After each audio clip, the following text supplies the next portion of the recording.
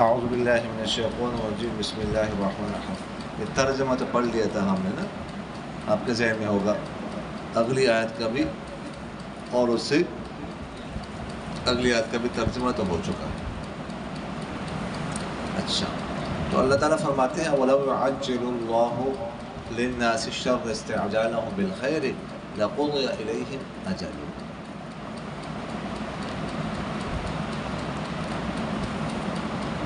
حضور اقدس صلی اللہ علیہ وسلم جب ان کو دعوت دیتے وہ انکار کرتے تو آپ صلی اللہ علیہ وسلم ان کو ڈراتے کہ اللہ کا عذاب آئے گا، یہ ہو جائے گا، وہ ہو جائے گا تم پر،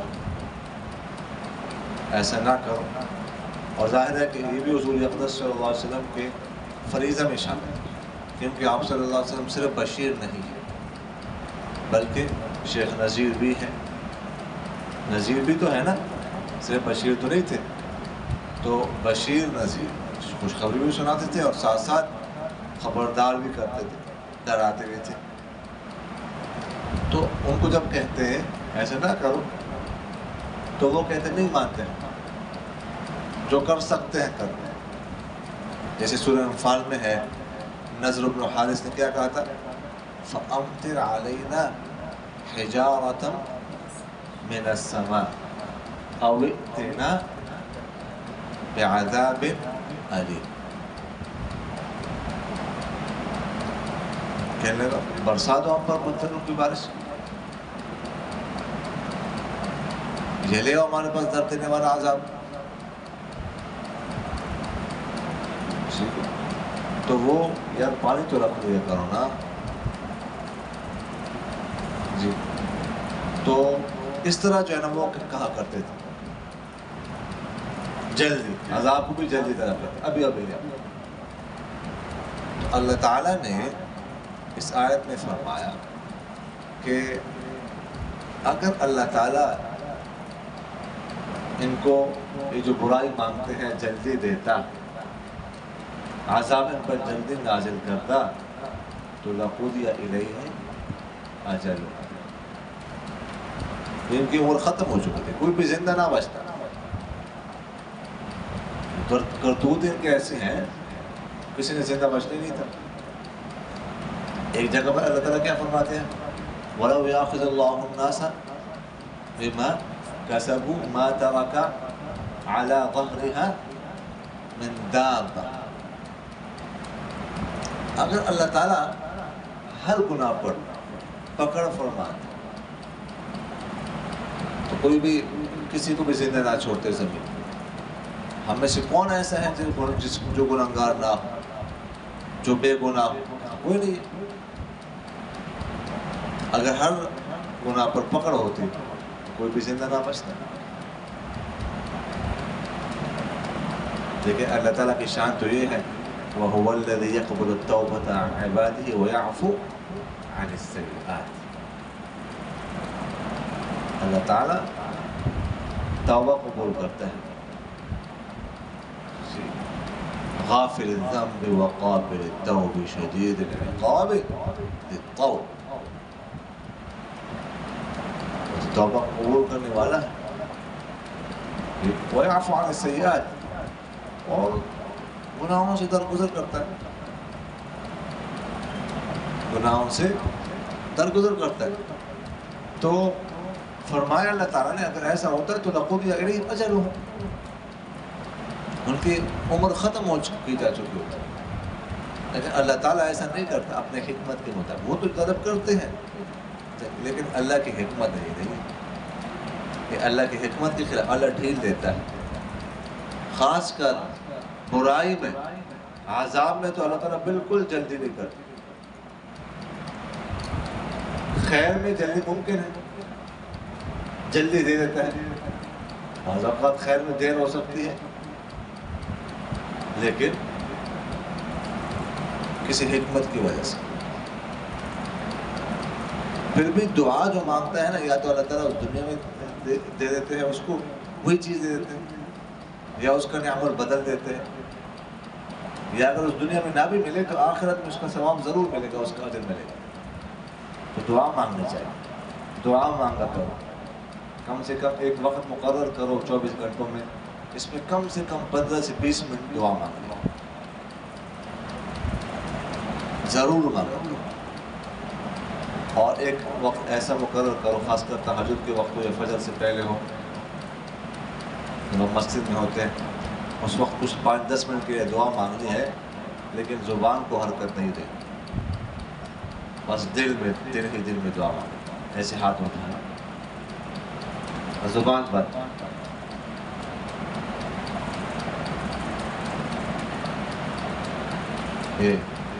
اس کو مراقبہ دعائیہ کہتے ہیں، دل سے۔ اور دعا مانگنے کے طریقے ہوتے ہیں کہ تھوڑا سا یہ فرجہ درمیان میں چھوڑنا ہے، بالکل ہاتھوں کو یوں ملانا نہیں، تھوڑا سا فاصلہ جو ہے نا، یہ فقہاء نے لکھا ہے یہ دعا کے آداب میں سے، جو ہاتھوں کے درمیان، اور ایسے بالکل ہاتھ سینے کے سامنے ہو، یوں ایسے دعا مانگے جیسے کوئی تم اپنے ہاتھوں سے مانگ رہے، ہاتھوں سے تو نہیں مانگتے، اللہ سے مانگتے ہیں، لیکن دعا اس طرح مانگنا چاہیے، یوں بالکل۔ تو 5-10 منٹ کے لیے یہ معمول بنائیں دعا مانگنے کا۔ تو اللہ تعالیٰ نے فرمایا کہ شر اللہ تعالیٰ جلدی نہیں دیتا، خیر جلدی دیتا ہے۔ اس سے معلوم ہوا کہ بعض اوقات انسان حالت غضب میں، غصے کی حالت میں اپنے لیے یا اپنی اولاد کے لیے بد دعا کرتا ہے انسان غصے میں آ کر، تو اللہ تعالیٰ وہ قبول نہیں فرماتا۔ اللہ تعالیٰ کو پتہ ہے کہ اس نے بعد میں پچھتانا ہے، اس میں اتنی طاقت نہیں ہے، بلکہ بعض روایتوں میں تو یہ آتا ہے کہ حضور اقدس صلی اللہ علیہ وسلم کا ارشاد ہے، وہ فرماتے ہیں کہ میں نے اللہ سے عرض کیا کہ اللہ دوست کی بد دعا دوست کے لیے قبول نہ فرمانا، دوست کی بد دعا دوست کے لیے قبول نہ فرمانا۔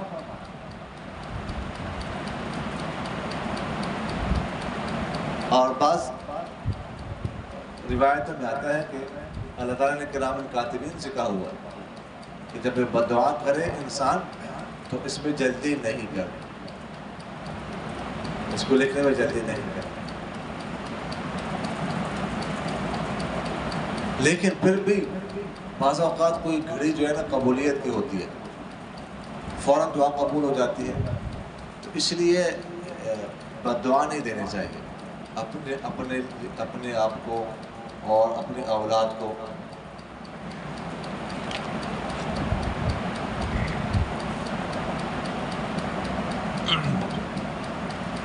ادھر رکھتے ہیں، تو اس سے بچنا چاہیے۔ یار اکو ہے یار، یہ کیا ہے؟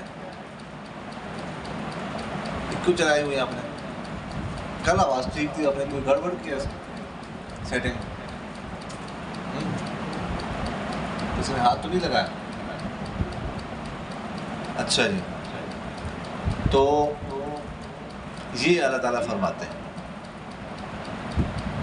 فَنَذَرُ الَّذِينَ لَا يَرْجُونَ لِقَاءَنَا فِي طُغْيَانِهِمْ يَعْمَهُونَ، بس ہم چھوڑ دیتے ہیں ان لوگوں کو جو ہماری ملاقات کی امید نہیں رکھتے، اپنی سرکشی میں یعمہون، سرگرداں، بھٹکتے ہوئے۔ تو خیر معلوم یہ ہوا کہ اس طرح جو ہے نا بد دعا نہیں کرنا۔ ویسے بھی ہمارے بزرگوں کا معمول کسی کو بد دعا نہیں دیتے تھے، حتیٰ کہ دشمن کیوں نہ ہو، کسی کو بد دعا نہیں دینی چاہیے، ہدایت کی دعا کرنی چاہیے۔ سمجھ آگے کہ نہیں ہے؟ تو ہمارے بزرگوں کا معمول نہیں۔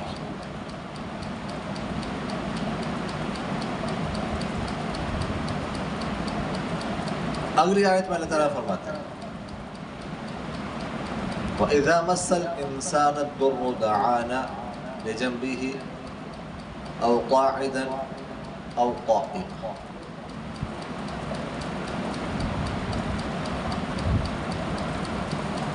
اس آیت میں اللہ تعالیٰ یہ فرماتے ہیں کہ پچھلی آیت میں اللہ تعالیٰ نے فرمایا کہ اللہ تعالیٰ ان کو برائی جلدی نہیں دیتا، وہ برائی کو بھی جلدی طلب کرتے جیسے کہ خیر کو جلدی طلب کرتے، لیکن اللہ تعالیٰ نے فرمایا ایسا اللہ تعالیٰ کرتے نہیں، برائی جلدی نہیں دیتے۔ اس آیت کا خلاصہ یہ ہے کہ اللہ تعالیٰ برائی تو جلدی نہیں دیتے، لیکن اس کا یہ مطلب نہیں ہے کہ بس لوگ بالکل بے فکر ہو جائیں، اللہ تعالیٰ سے کہ اللہ تعالیٰ نے ویسے بھی ہمیں کچھ کہنا تو ہے نہیں، ہمیں عذاب سزا تو دینے ہی نہیں ہے، بس کھلی چھٹی ہے، جو کرنا ہے کر لو۔ ایسا بھی نہیں، اللہ تعالیٰ عذاب بھی دیتے ہیں، سزا بھی دیتے ہیں۔ اگرچہ آپ صلی اللہ علیہ وسلم کی دعا کی وجہ سے اس امت پر عام عذاب نازل نہیں ہو سکتا، یہ تو آپ صلی اللہ علیہ وسلم نے دعا مانگی ہے اور اللہ تعالیٰ نے قبول فرمائی، عام عذاب تو نازل نہیں ہوگا، لیکن لوگوں پر انفرادی طور پر عذاب آ سکتا ہے۔ بیٹھ جاؤ، اللہ تعالیٰ سزا دے سکتے ہیں۔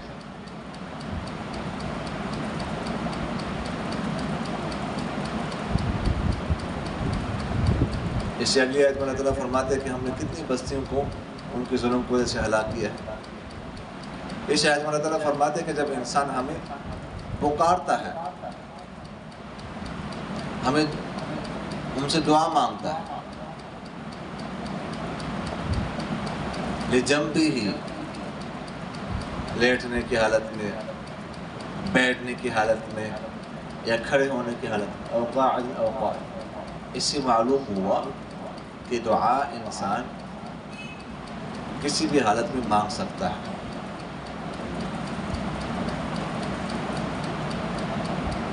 بہتر تو یہ ہے کہ دعا انسان تحیات کی شکل میں مانگے، اس قاعدے میں بیٹھتے ہیں، اور دعا کے آداب میں سے یہ ہے کہ شروع میں اللہ تعالیٰ کی ثنا کی جائے، سورہ فاتحہ پڑھی جائے، اس کے بعد آپ صلی اللہ علیہ وسلم پر درود شریف پڑھا جائے، اس کے بعد دعا مانگی جائے۔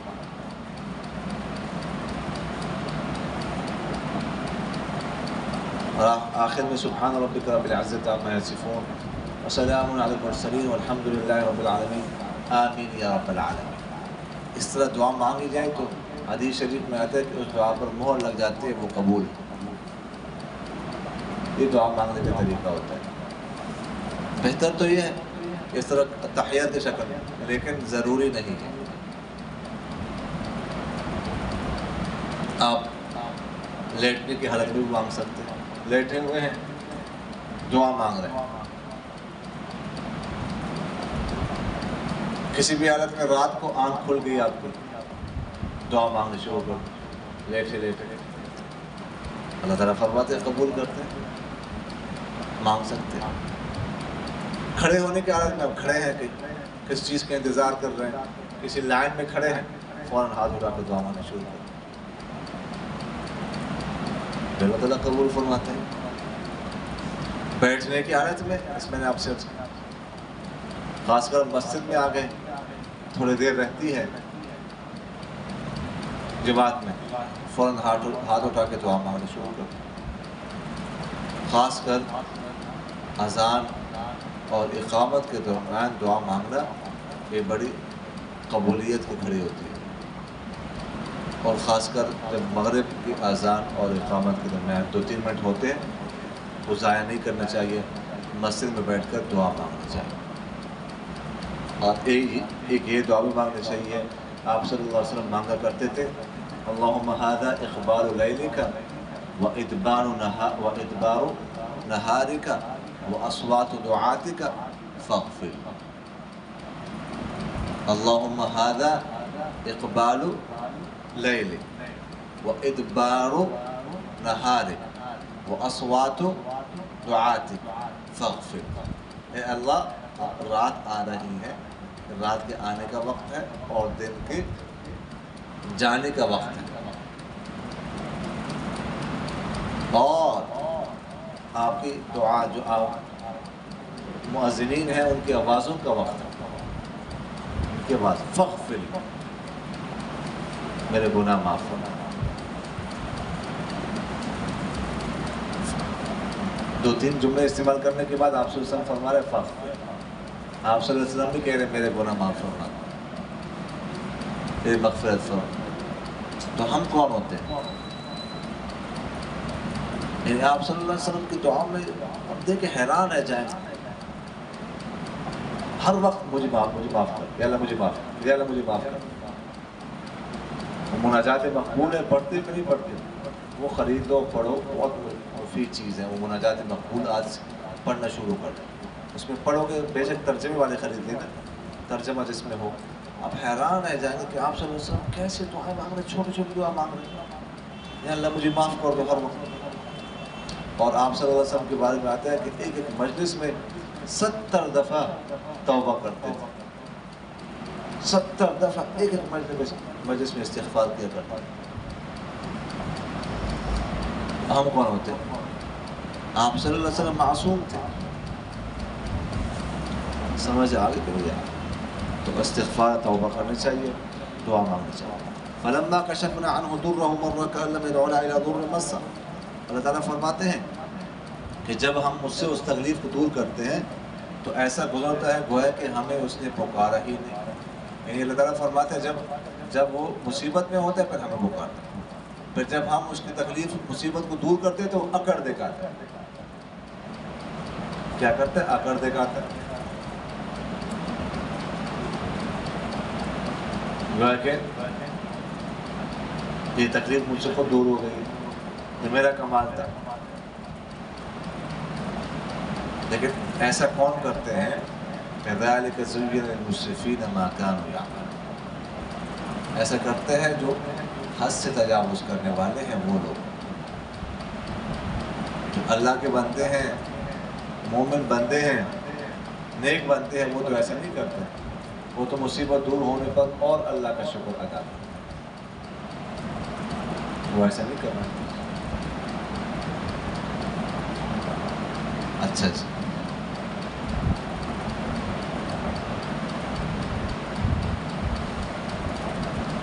اب اس کی ترکیب دیکھ لیجیے۔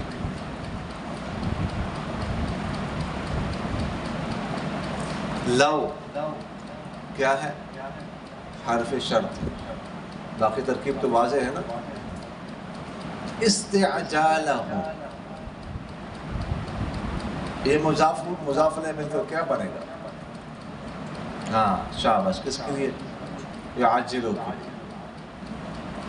استعجالہ مفعول مطلق بنے گا، کس کے لیے؟ یعجلو کے لیے۔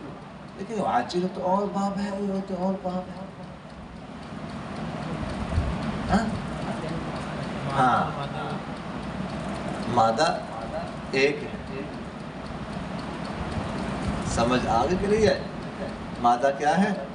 ایک ہے، تو اس لیے مفعول مطلق بن رہا ہے اس کے لیے، بل خیر جو ہے نا وہ اس کے متعلق ہے، یعجلو کے، تو یہ سارا فعل فاعل وغیرہ متعلق مفعول بھی مفعول فی مل کر کیا بنے گا؟ شرط۔ لام کیا بنے گا؟ جی لام بنے گا جوابیہ، ٹھیک ہے، آگے جوابی شرط، سمجھ آگے؟ قضیہ فعل مجہول ہے، الیہ اس کے متعلق ہے، اجلہم مضاف الیہ کا کیا بنے گا؟ نائب فاعل، سمجھ آگے؟ پھر یہ پورا جملہ مل کر یہ جزا، سمجھ آگئی نا؟ اچھا جی،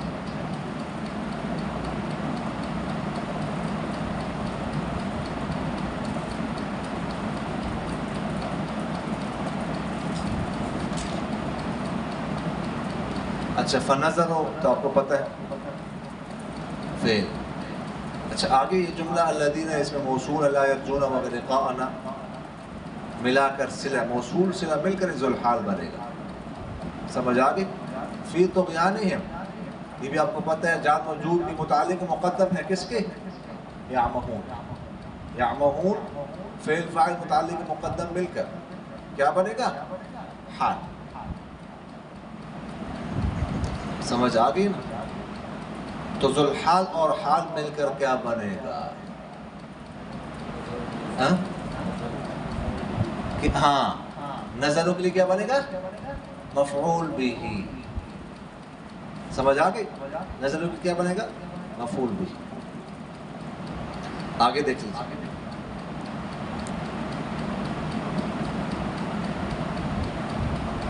اچھا جی،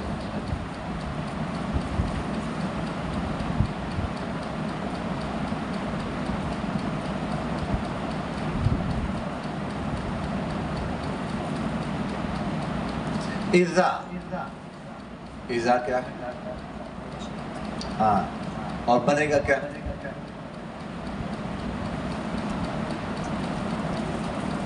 جی کیا بنے گا؟ مفعول، مفعول بھی، مفعول، شاباش، مفعول فیہ مقدم،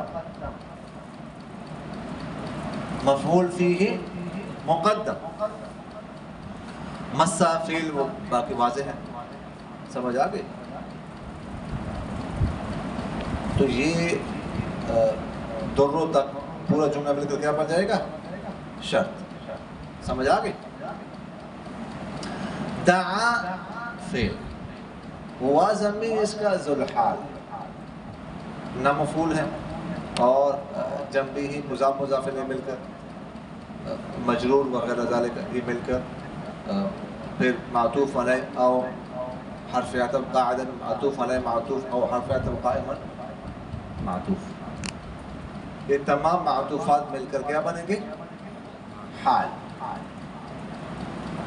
ٹھیک ہے؟ ذوالحال سے، ذوالحال اپنے حال سے مل کر کیا بنے گا؟ دعا کے لیے فاعل، فعل فاعل مل کر کیا بنیں گے؟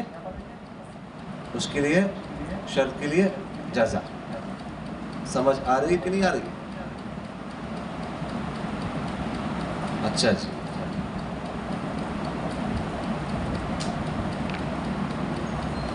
لما کیا بنے گا؟ ہاں، لما حینیہ شرطیہ بنے گا کیا؟ جی جی، حینیہ شرطیہ کیا بنے گا؟ مفعول فیہ مقدم،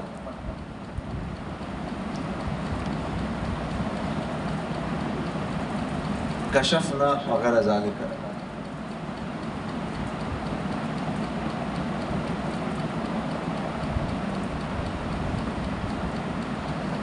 اچھا، درہ، یہ اس کے لیے کیا ہوگی؟ شرط، مرہ فعل، ہوا ضمیر اس کا کیا بنے گا؟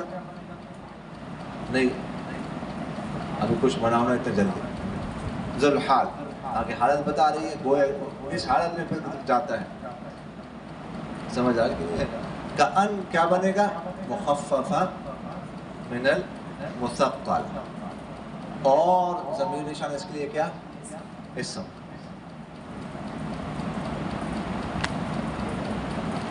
اچھا، لم يدعو فعل فاعل مفعول مل کر الى حرف جر در کیا بنے گا؟ موصوف، مس فعل ہوا ضمیر فاعل ہو ضمیر مفعول بھی، فعل فاعل مفعول بھی جملہ فعلیہ خبر مل کر صفت کس کے لیے؟ دروں کے لیے، موصوف صفت مجرور جار مجرور اس کے متعلق، سمجھ آ گئی؟ تو یہ لم يدعو وغیرہ سب اپنے سے مل کر کیا بنے گا؟ کل کے لیے خبر، ٹھیک ہے؟ کأن جو ہے نا وہ اپنے اسم اور خبر سے مل کر کیا بنے گا؟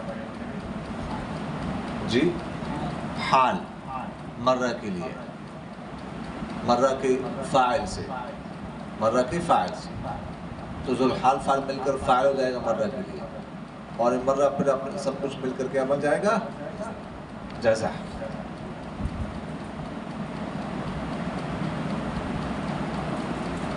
کذالک کیا بنے گا؟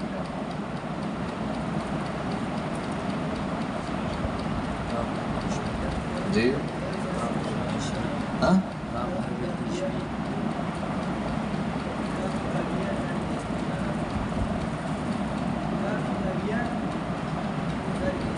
بنے گا کیا؟ تو اس میں اشارہ تو ہے، بننا کیا ہے؟ جی جی